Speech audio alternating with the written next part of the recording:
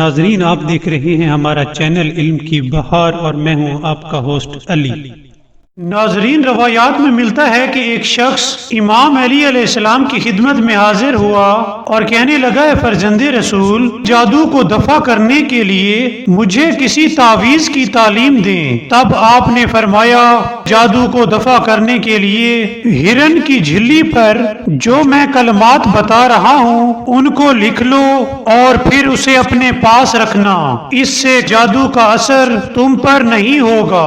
اور وہ کلمات یہ ہیں، یعنی اللہ کے نام سے شروع کرتا ہوں اور اللہ پر بھروسہ ہے، اللہ کے نام سے شروع کرتا ہوں، آئندہ جو کچھ اللہ چاہے اللہ کے نام سے شروع کرتا ہوں، سوائے اللہ کے کسی کی مجال نہیں۔ موسیٰ علیہ السلام نے فرمایا، تم جو کچھ پیش کرتے ہو یہ جادو ہے، چاہے عنقریب اس کو اللہ تعالیٰ باطل کرے گا۔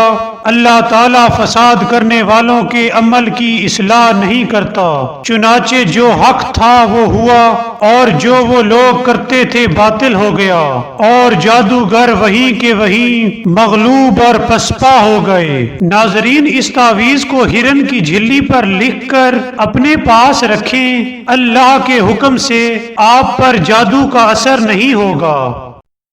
ناظرین، اگر آپ کو ہماری ویڈیو پسند آئی ہو تو سبسکرائب کرنا مت بھولیے گا۔ Thank you.